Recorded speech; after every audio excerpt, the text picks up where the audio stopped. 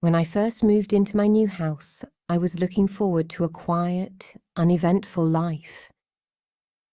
The suburban street was lined with neat, identical homes, and the air always smelled faintly of freshly cut grass. It was the kind of place where neighbours exchanged polite waves, but rarely delved into each other's lives. Or so I thought.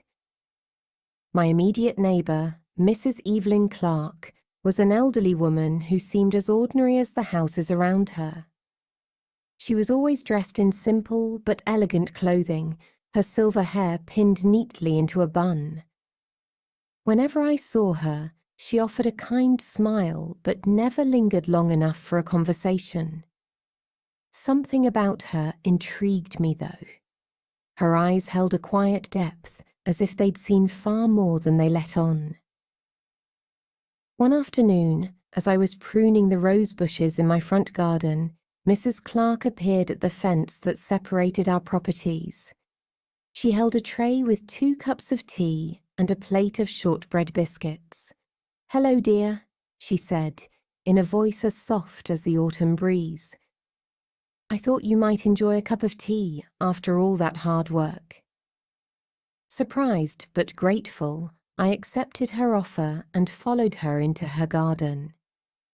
It was immaculately kept, with rows of blooming flowers and a stone bench shaded by a large oak tree. We sat there, sipping tea, and for the first time we spoke beyond pleasantries. "How long have you lived here, Mrs. Clark?" I asked. She smiled wistfully. "Oh, nearly 40 years now. My husband and I bought this house when we were young. It's been home ever since." Her tone carried a mixture of fondness and sorrow. I didn't press further, sensing that the topic of her husband might be a delicate one. Over the next few weeks, our chats became more frequent.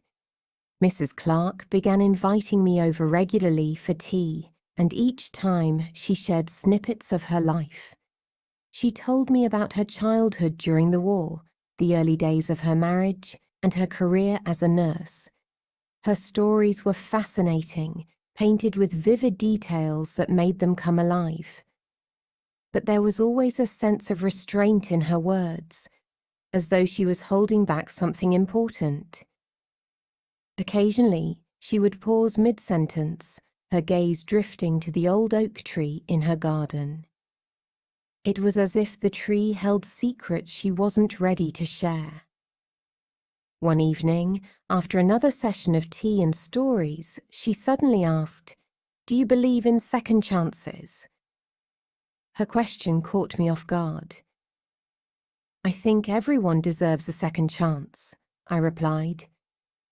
"Why do you ask?" Mrs. Clark didn't answer immediately. Instead, she stood and walked to the oak tree, placing her hand gently on its trunk. "Sometimes the past doesn't stay buried," she murmured, almost to herself. The following morning, there was a knock at my door. It was Mrs. Clark, clutching a weathered box. "I've decided it's time," she said, her voice trembling slightly. "Time to share the truth." She placed the box on my kitchen table and opened it. Inside were dozens of old letters, their edges yellowed with age. Mrs. Clark explained that they were from a man named James, someone she had loved deeply before she met her husband. "James and I were engaged during the war," she began, her voice thick with emotion. "But he was sent overseas and we lost touch. I believed he had died in battle. Years later, I met my husband and we built a life together. But..." She paused, her hands trembling as she held one of the letters. "But James returned." I stared at her, speechless. "What happened?" I finally managed to ask. "He came back to find me, but by then I was already married. He gave me these letters before he left, saying he wanted me to know the truth about how much he loved me. I never told my husband about them. They've stayed hidden all these years. Mrs. Clark's revelation left me in awe. Her life, which had seemed so ordinary, was layered with complexities and emotions I couldn't have imagined. Over the next few days, she shared more about James and the impact his return had on her. Though she loved her husband dearly, a part of her heart had always belonged to James. "Do you regret not going with him?" I asked one afternoon. She shook her head. "No, I don't. Life isn't about perfect choices. It's about living with the ones we make. My husband gave me a beautiful life, and I wouldn't trade that for anything, but I'll always wonder what might have been." Not long after, Mrs. Clark asked for my help in organising the letters. She wanted to preserve them, not as a burden of regret, but as a testament to the love and loss that had shaped her life. Together, we placed the letters in a new box, one she kept on her bookshelf rather than hidden away. "Thank you for listening," she said one evening as we finished. "It feels good to finally let the secret out." Mrs. Clark's story taught me that even the most unassuming lives can hold extraordinary tales. Behind her quiet exterior was a woman who had lived, loved, and lost in ways I could hardly comprehend.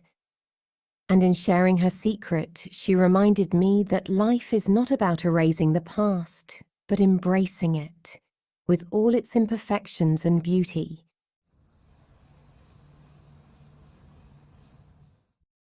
Uneventful, meaning when nothing special or exciting happens.